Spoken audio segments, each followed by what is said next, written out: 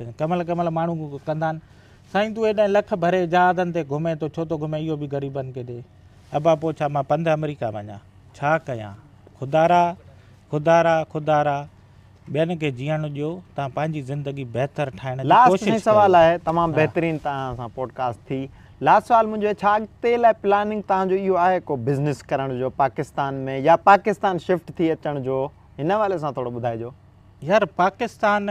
मां या पाण रहंदो आहियां। तव्हां जूं कंपनीज़ आहिनि तव्हां बहरीन में बि कंपनी खोली पंहिंजी या ॿिन्हिनि मुल्कनि में बि आहिनि तव्हांजो पाकिस्तान में का अहिड़ी प्लानिंग या का यार पाकिस्तान में खोली हुयमि पर हथ अच्छा छंडे सही गोरो बिस्तरो ॿधी करे मां गोली थी वियुमि अच्छा छा वजूहात हुआ माना उहो हाणे लंबी ॻाल्हि त वरी चवंदुमि त चवंदा साईं बुराई थो करे असां ॿुधो न ठॻण जा मास्टर आहियूं न सही धोखो ॾियण जो अमेरिका खां आयो आहे हिन वटि माल हूंदो हिन वटि डॉलर हूंदा बिल्कुलु असां ईअं आया आहियूं न सही ठीकु आहे ॿिए जो ॿुध पंहिंजो माल माल आहे ॿिए जे माल में दीद विधी वेठा हूंदा आहियूं बिल्कुलु रही ॻाल्हि मुंहिंजे फ्यूचर बिज़नेस जी वधीक न हाणे सोचां थो त जेका मुंहिंजी कंसल्टेंसी जो आहे सही ठीकु आहे मुंहिंजी पंहिंजी हिते प्राइवेट लिमिटेड रजिस्टर्ड आहे पाकिस्तान में बिल्कुलु मां पोयनि 10 सालनि खां टैक्स पेयर आहियां पाकिस्तान में बि सही त हिन जे करे सोचां थो कंसल्टेंसी सर्विसिस शुरू कयां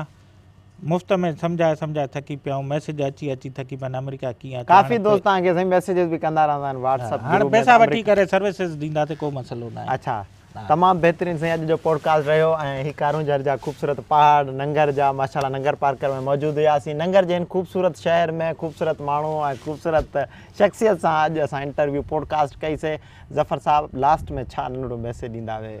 साईं मां बार बार हिकिड़ी ॻाल्हि कंदो आहियां तव्हां जिथे आहियो जिथे आहियो उन में बेस्ट छा था करे सघो बसि उहो कयो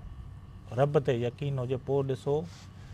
नियत साहब मंज़िल आसान तमामु बहितरीनु ज़फ़र साहिबु उमेद त तव्हां ही जेको दोस्तनि खे पॉडकास्ट पसंदि ईंदो अॼु जो पॉडकास्ट पसंदि अचे वीडियो खे शेयर फॉलो ज़रूरु कयो शेयर खां बग़ैर ज़िंदगी अधूरी आहे पंहिंजे दोस्त तारिक बोज़दार ऐं ज़फ़र भुट्टो खे ॾींदा इजाज़त अल्लाह